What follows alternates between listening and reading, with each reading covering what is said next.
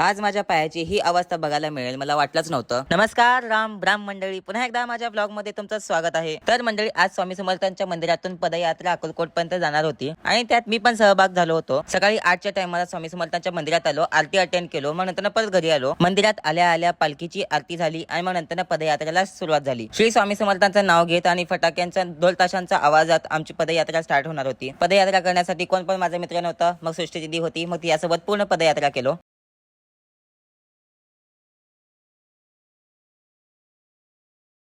पालखी धरण्याचं भाग्य माझ्या पण नशिबात होतं. माझे बुट मी ते बँजोच्या गाडीमध्ये ठेवलेलो आणि ते तिथं गाडीतच विसरलो. पदयात्रासाठी जाणारे म्हणताना मी कालच बुट घेतलेलो. मला तर वाटतं स्वामींच्या मनात नव्हतं की मी चपला किंवा बूट घालून पदयात्रा करावी. जर या शरीराला घाव सोचलेच नाही तर आपली इच्छा कसं पूर्ण होणार, मला हे वाटत होतं. जर स्वामींच्या मनात असेल तर लॉजिक नाही तर फक्त मॅजिकच होतं. बघता बघता आमची पदयात्रा जुडिओपर्यंत आली होती. तोपर्यंत आमचे हात बघा कसे सुजलेत. मग नंतर अक्कलकोट पाण्याची टाकीपाशी आलो. तिथं आम्हाला दूध, केळी आणि वेपर्स दिले होते. माझी आणि सुशिदीची पहिल्यांदा पदयात्रा होती आणि तेव्हा आम्हाला इतकं त्रास व्हायला ना पायाला काय विचारायला नको. माझ्यासाठी आणि सुशिदीसाठी हे सगळं अशक्य होतं, पण स्वामींनी शक्य करून दाखवलं. स्वामींच्या प्रचितीची गोष्टी ऐकत आम्ही गेनसिद्ध मंदिरापर्यंत आलो होतो. कुंभारीला पहिला विसावा होता आमचा. पहिले तर मंदिरात स्वामींची आरती झाली, मग नंतर जेवणाला बसलो आम्ही. दुपारचं जेवण गेनसिद्ध मंदिरात करून आमची पायी यात्रा चालू झाली. कुंभारी पासून ते वळसंग आम्ही नॉन स्टॉप चालणार होतो. मनात एक इच्छा येत होती की गाडीत बसावं, जावं. जरी पाय म्हणत असली तरी मन एकच म्हणत होतं. एक संकल्प केला होता की स्वामी समर्थाच्या मंदिरात आम्ही चालत जाणार. हा चालत जाणारा संकल्प आम्ही पूर्ण करणार होतो.